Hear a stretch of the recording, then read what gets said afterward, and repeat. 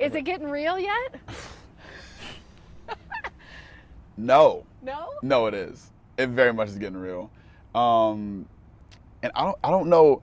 It comes in waves because like when people start to look at you and say, "Oh my God, like Kenny, you're going to the Olympics." Like when people like say that out loud, it's like, "Wow, I am. You know, like I'm an Olympian now." And it's been so crazy because I've been so focused on the Olympic trials that, you know, 'cause the USA team is the hardest team to make. And so my goal was to make the team. But then when I made the team, I was like, oh my gosh, like I've got to go to Tokyo and really run this thing. So it's coming in waves, and I don't, you know, different things trigger it, but you know, it is definitely getting real.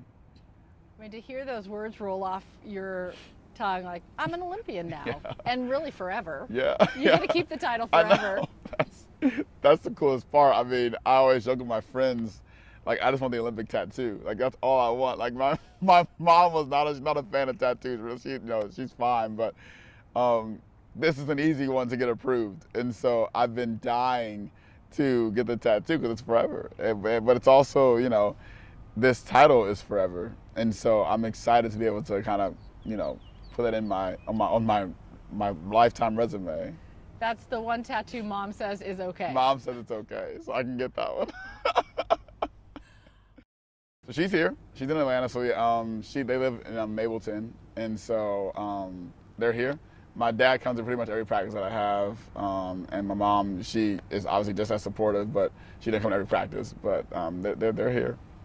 Talk about your journey to this point. You've been, I mean, it's really has it felt like a lifelong one, or when did you kind of lock in on the idea that you were setting some pretty lofty Olympic goals? Yeah, and that's the question too that I always ask myself, because people are like, people put this pressure on it when you go into the trials. They're like, gosh, like, you've been working your whole life for this. Like, you know, are you ready? Like, you know, is it going to happen? And when I hear that, it is true. Like, you know, indirectly, I've been doing, you know, other sports and learning, you know, grit, learning tenacity, learning, you know, things that have been instilled in me through other sports and other coaches that allowed me to be the athlete that I am. And so that athlete, you know, found himself being really fast. And, you know, we're like, okay, you know, I think you actually can run track. So we ran track, and we were good at it. We loved it. We fell in love with the results. I was just better at track than I was every other sport. And so as we continued, it proved promise and proved, you know, worth and value in our lives because it gave us opportunity. And so we continued along the path. And then my first USA team in 2014, and when I made that team, you know, they told us, they said, look around, because people on this team, you'll be with them for a long time, and you'll see them grow, and you guys will grow together, and, you know, hopefully make the Olympic team whenever you get there. And so at that point, I knew that I had a chance, and I knew that it was a reality if I, you know, stayed on the grind, stayed focused, and stayed in the direction that I was going.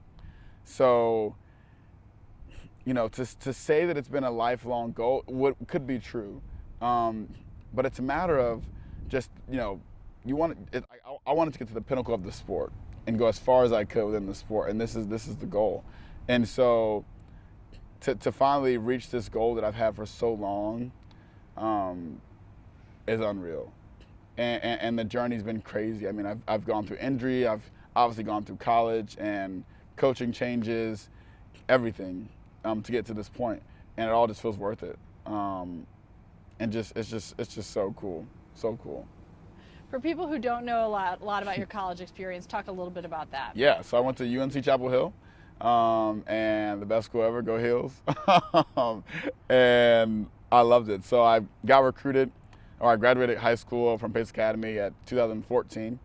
Got recruited to go run track. I was fortunate to go pretty much wherever I wanted, but we took a few visits, and, you know, UNC just stole our hearts, and we knew that as soon as we got on campus, oh, this is it. Like, this is where we need to go.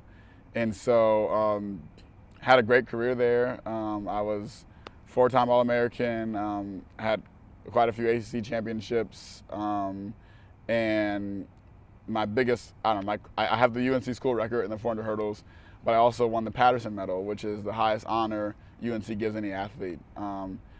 And so that's my coolest thing that I can take from UNC. But I loved it. I love Carolina. It's the best place ever. I want everyone to go there and get it. I think people are lucky to get that experience, because it is, anyone who's gotten it knows it's just remarkable. So good. How was it running at Pace Academy? Oh, great. So it's so funny. I was talking with the headmaster, Fred Asaph, the other day, and we didn't have a track when I was there. So there was like we would train on the back parking lot, and that was, and I did summer track, so I had practices that I was on a track as well, but we didn't have a track, which is hilarious because we were like jumping the speed bumps like as hurdles, like we were like, it was hilarious, but that didn't stop us. We ran at every meet. We did on some days get to go to another high school's track and get on their track and train with them, but we very much were not oriented for track and field, and so running there, we had to make it work, but we did. I mean, the coaches never backed off. They never gave us an excuse. We always trained, we always ran, and we had every opportunity to run. We went to all the meets. It was great. My coaches were great. Coach Cunningham. I mean, everything was awesome. I loved Pace. I loved running there, despite the fact we didn't have a track. And when I left, they built the track, which whatever. But they've been nothing but generous to me. Like I can use that track whenever I need, and so Pace is great. Should be the Kenny Selmon track. Like, just give me a lane. I just want a lane. Like, give me a lane. Give me a lane. Lane. No, lane 4. No, they're great. I love that story though. Yeah. You go from jumping speed bumps in a parking lot Literally. at a high school that doesn't have a track Literally. to a full ride scholarship anywhere you want to go to the Olympics. Yeah. There you go. When you put it that way, it does sound quite crazy, but I mean, yeah. But when you put it that way, it can speak to any kid who says, my circumstance don't have to dictate where I end up. Absolutely. It's so cool. Yeah. I mean, it's about, it's about it's about what you want, really. Because if you want it, then you'll do anything to get it. And that's kind of and it's funny. I mean, that's a mindset that I've had my entire life, but even more so at the actual trials, I was like, I want this. I want this really bad. And it's kind of been instilled in me through my whole upbringing, but also my career as a track and field athlete as well. This is such a beautiful facility here at Absolutely. Georgia Tech. Yeah. Has this been a great spot to train? Oh, so good. So good. It's been it's just been easy. It's close to town, and they've been welcoming, and so I love it. That's Yeah. cool. Talk about your coach. He's great. So, Nat Page, he's going to be on the Olympic team, which is so cool because so many of my friends on the teams, there was some deadline that the coaches had to get within, and some of them just missed it because they didn't know about it. But I didn't have those problems because my coach was selected to be a coach on the team. So he was already going. He was going to go to Tokyo with or without me. And so I was like, gosh, I got it. I can't let him go without me. I got to be there. And so, long story short, I moved back to Atlanta from Chapel Hill in 2019. And got to work with Coach Page. And so our first year out, as a duo, was supposed to be 2020, but obviously COVID happened, and so we couldn't. It didn't work out that way. So we had to kind of shift gears and redo things for this coming year. But he's awesome. I mean, he's awesome. He is obviously well respected. Has coached a number of athletes, and is just a brilliant guy. But what he's done for me mentally has been a step that I've never willing to take. I mean, he's pushed my distances, pushed my training, pushed my knowledge of what I thought was possible for me to do. Because I always knew how to hurdle. I always knew how to, to win. But I didn't know how to get to the next level, how to be an Olympian. And he's been there. He's done it. He's coached athletes in that regard. So he's unreal. Coach Page is awesome. That's so cool. Yeah. So cool. Talk about your race. The Yeah. hurdles, you all make it look very easy. Yeah. It's not. Yeah. It's kind of maybe more technical than people think. You're counting your steps. You got to clear the hurdle, especially when you're so tired at the end of the run. Absolutely. Yeah, and so that's been the coolest part is, because track is grueling. Track is hard. I will I would die by this, but track is the hardest sport. I think it's the hardest sport out there. I mean, like, we push our bodies to its end every day at practice, because that's the only way to get better. That's the only way to get faster, is to push your body to its within. Like, and then once you push it that far, then push it again, and it's daily. And so the mental stress that goes with that is crazy. So it's not easy to deal with. But I love the 400 hurdles. I love the event, and that's what's that's what got my heart, is the event, because I think it's so cool how you can, there's zones and there's different strategies. Everybody doesn't run it the same, and that's many events. But like the 400 hurdles, like the hurdles are the same distance apart for everyone, but everybody doesn't do the same thing within those distances. And so that's so cool to be able to figure out what your best strategy is compared to the next person. And so the race itself is just, it's very dynamic. I take 13 strides in between each hurdle until a certain point, and then I switch to my alternate leg and come home in a certain way. But, it's the hardest. People argue whether it's the hardest event in track and field or not. I would say it is. I think it is, because to run the 400 itself is one of the hardest events, open. And so when we throw hurdles in there, it's like, oh, okay, so now we got to jump, time it right, counting your steps, and like get a feel of what you want to do. So there's a lot of things going on in the race that make it what it is, which is what I'm in love with, but also what makes it very, very hard. So that it's a beautiful race. I run because of it, although it really, really is hard to train for, like so hard. It's one of those weird. You have to attack it like a sprint, but it's on the verge of a distance, and then you throw in a bunch of hurdles. Yeah, and absolutely. Yeah, it's like, because it's very much a sprint. Yeah. But a lot of the 400 hurdlers can, some of us are different. Like there's a few people who prefer to go down in distance, but who could probably also go up in distance. So it's right in the middle, and it requires a lot of speed, but a lot of strength as well. And so that's why training for it is just impossible. When you envision yourself in Tokyo, when you envision yourself in the blocks, getting ready for your first Olympic run, what does that feel like? I don't know. All I know is that I am not going to think about it. Like I am just going, because this is what it was the same thing with the trials. I was like, gosh, like how do you get in the blocks and know that this is like the culmination of everything that you've worked for about to go off in 48 seconds? Like, and then it's over. And if you do it well, then you go here. But if you don't, then you go here. And so to think about that is heavy. And I try not to think about it, because if I do, then it's like, what happens if I mess up, And so I take the same mindset to the Olympics. When I go out there, trust me when I say, like, I am going to take in the moment and appreciate what's going on.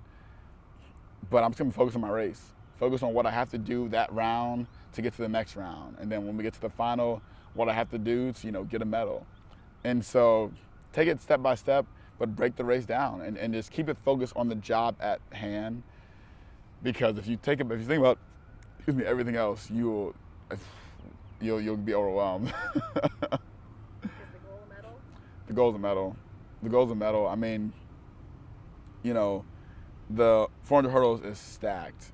It's stacked. I mean, on the women's side and the men's side, I think it's going to be the most watched event in the Olympics, at least from the track side. And so, I've got some work.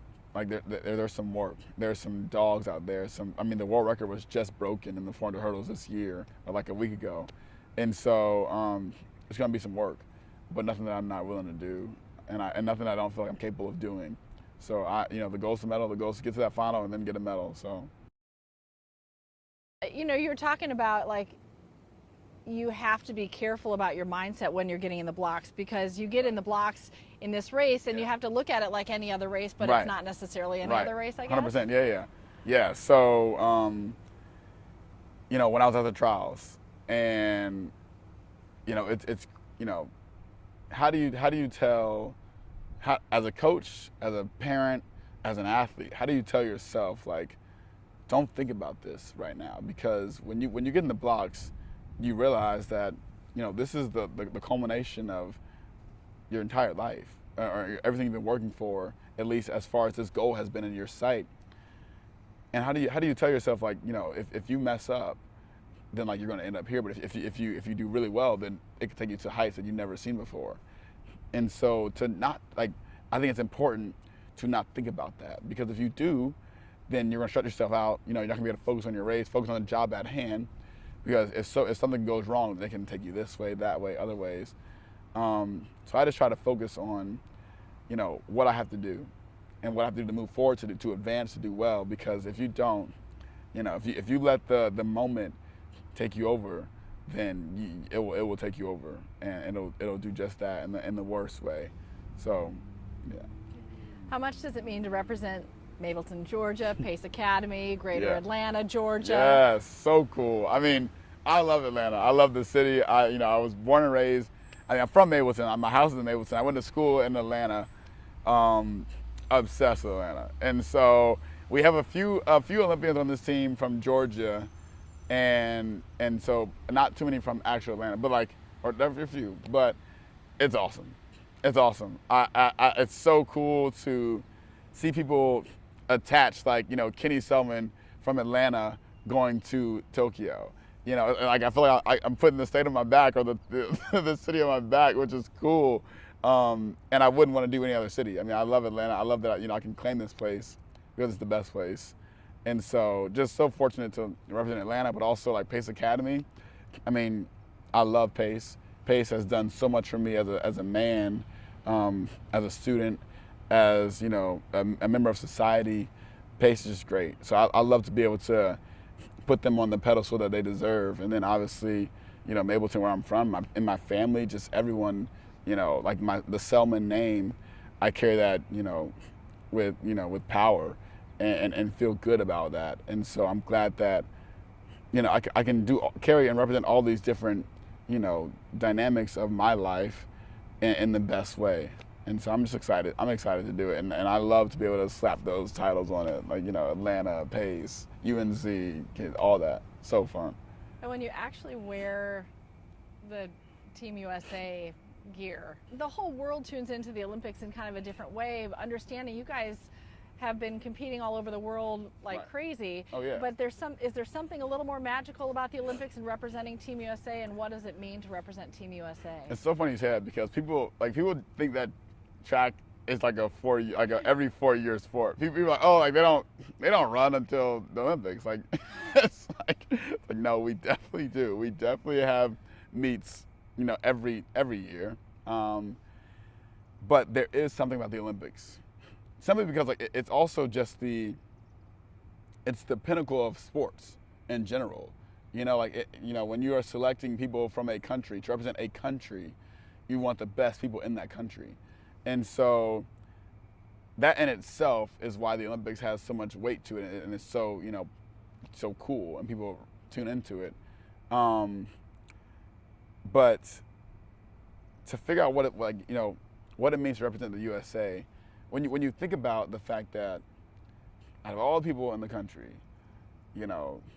athletes or not, I've been selected, but I also have earned the position to represent our team. I'm one of 3 athletes, one of 3 people to represent the USA in the 400 hurdles at the Olympic Games, which is like crazy to think about. It's crazy. And so I've been on USA teams before, but they all been like junior teams, or not as legit. I mean, I've been on one senior team, but there's nothing like the Olympics. We got these new uniforms. The uniforms, they've been revealed, but this is the first time they'll be worn in competition, and so that's just awesome.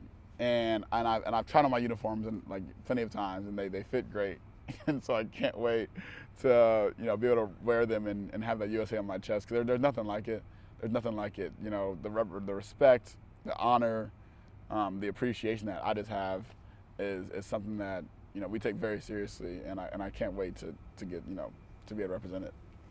Does it mean even more coming off of a year with a pandemic, a postponement, so much our country faced with the protests over racial injustice? Absolutely. I mean, the world coming together in this moment, does it feel more significant? It does. It does. From the COVID standpoint, everything was put on hold. And so like my dream, we had the same dreams in 2020, but they were put on hold for things out of our control. And so that it's just really that simple. Like we couldn't control it. It's what happened. And so you take a step back and you figure out, how do I adjust to make sure that I'm ready for when the dream comes back? And so with my brilliant coach, we sat down, took a step back, did a few like meets ourselves, and then shut it down and like came back as if it was a whole new year. And so kind of the buildup of that, and like now getting this release in the Olympics, me personally, is like, it makes it that much more worth it. But as a nation and as a country, I mean, COVID put us back, and so there were no sports, no activities, and so now to bring back the Olympics in a big way is awesome. And then the social unrest that we saw everywhere, and in Atlanta especially, but also in the nation, that stuff is still going on. I mean, like there are still issues that we need to fix and stuff that still is not done. But it is, sports gives us kind of an out, and it gives us a way to, it kind of strips labels and strips, injustices, strips differences in a way, because some do still remain, but it allows us to represent one and have one common goal. And so the fact that we now have that, and I can be a part of that, is so cool. And the fact that now the timing was delayed, but now it's coming into fruition in a big way, just makes it all that much more special. So I'm excited to see it all happen, and I'm glad that it's finally here, because there's been a long time coming.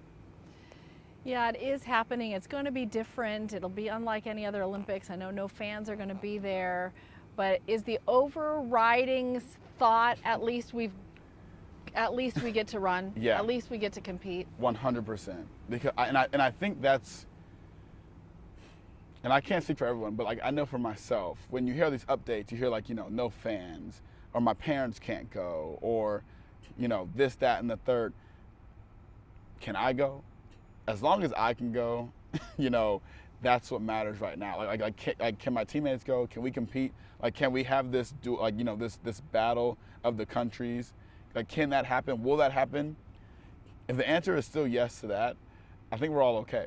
I think we all understand that, we just want to run. We want to, they want to, the gymnasts they want to do gymnastics. The divers want to dive. Like, we all just want to compete. And so the fact that we get to, I think it's paramount to everything else. Now, we like to have the fans and our support and our family and everything, 100%. But, as long as they don't strip that away from us, we're ready to go. Yeah, that's so cool. Will your family be watching here? What's their plan? Are you going to have friends over, family over, big party at the Selmon house? I know. I hope. So I don't know. We're doing a Tokyo send-off next week, and so that'll be cool. So we'll have a bunch of family in town for that one, so that'll be awesome. But I don't know. We'll see. Trust me, they're gonna have a party. There will be a Selmon send off, and I'm a Selmon watch party. But I also like where I work at Barry's Bootcamp. We're planning on having like watch parties, like Pace is doing watch parties. So there will be eyes will be on. Unfortunately, not from the exact physical venue, but people will be watching it, and like I know the support will be felt either way.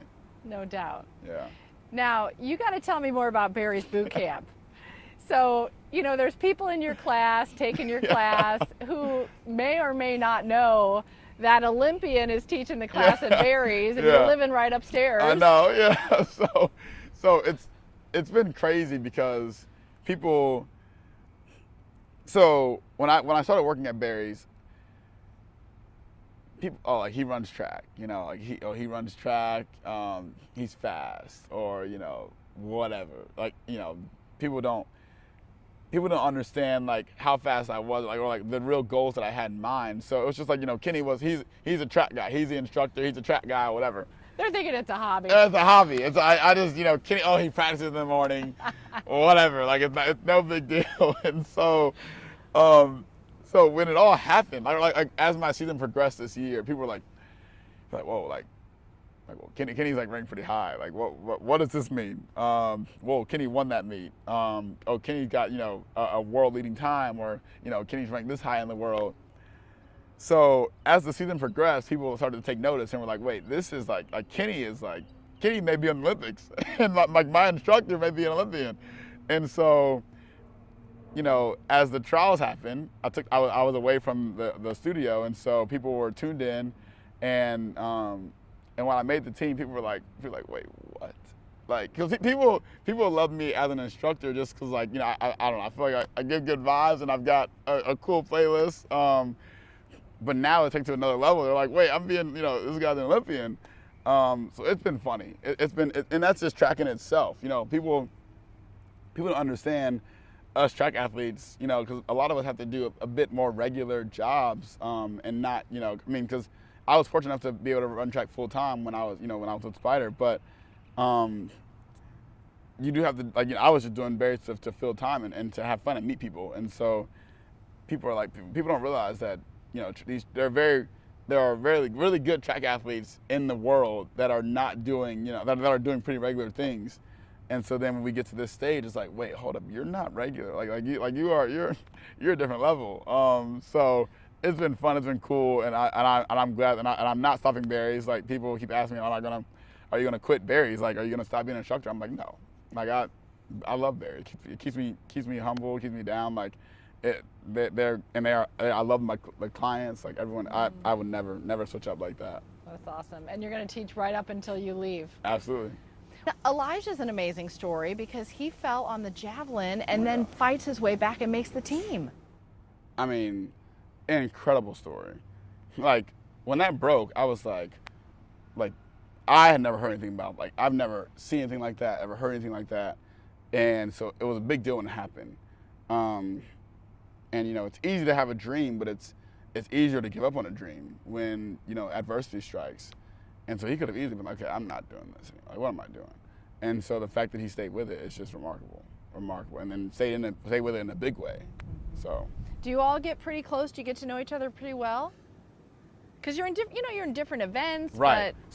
So it depends on. So I've been on a few USA teams. So when you're on a team together, all the different events hang out together, and like you become friends, and so that's how kind of you like lock and become get bonds.